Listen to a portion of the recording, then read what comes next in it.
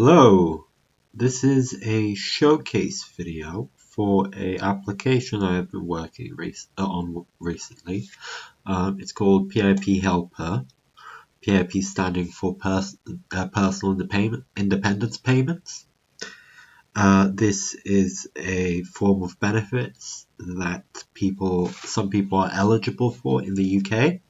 And I've made this web app with the goal to make it a little bit clearer for people struggling with mental health difficulties to understand what they could be entitled to if they were to apply for a PIP claim. So this is more or less the site that I built. You have a short introduction here about what PIP is and the payment rates available.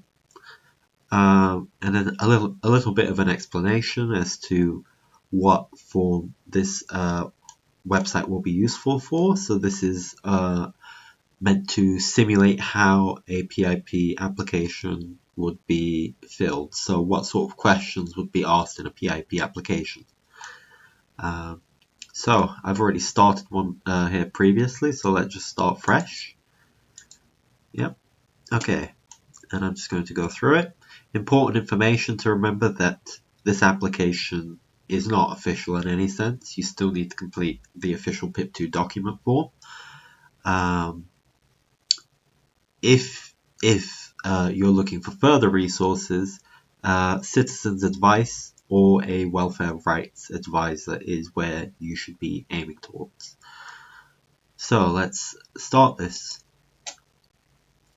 So the first part here covers what the question will actually be about and what they're actually asking from the candidate, and then a few different questions to help you actually think about how this question could be answered and how to make your day-to-day life relevant to answering this question. So do you lack the motivation or energy to cook? That would be quite relevant to simple cooked meals from fresh ingredients. Yeah, so do you forget that you started cooking, leaving food to burn? So is this forgetfulness? So maybe your day-to-day is impeded by your forgetfulness, so that might stop you from being able to cook proper meals. Anxiety make it difficult to concentrate on cooking, and so on and so on. And then we go further down here. You actually are prompted with all the possible responses you could have to that question, and it is shown how many points each of these questions would actually net you. So let's say, for example, you need someone to remind you or encourage you to prepare food. That would be worth 2 points.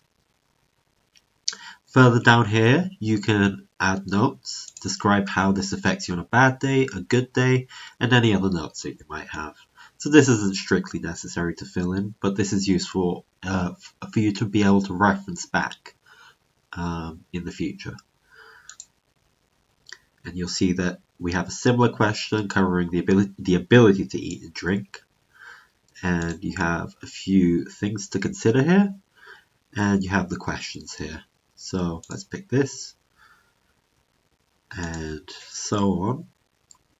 Much the same here, but for medication and monitoring health conditions. Can you take your medication correctly? Can you do therapy exercises or treatments at home, for example? Let's just pick this. And then we carry on. I'm just going to blitz through all of these since it's not too important.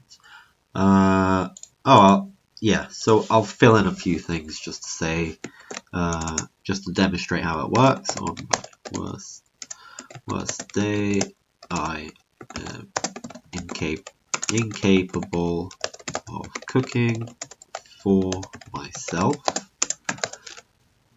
On a good day, I can cook and clean after myself.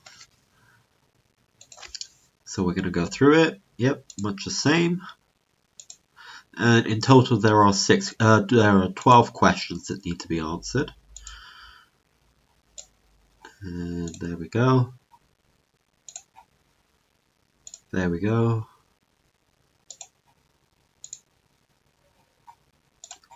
And one more. And then we get to the summary. So we view our summary and we go from the top.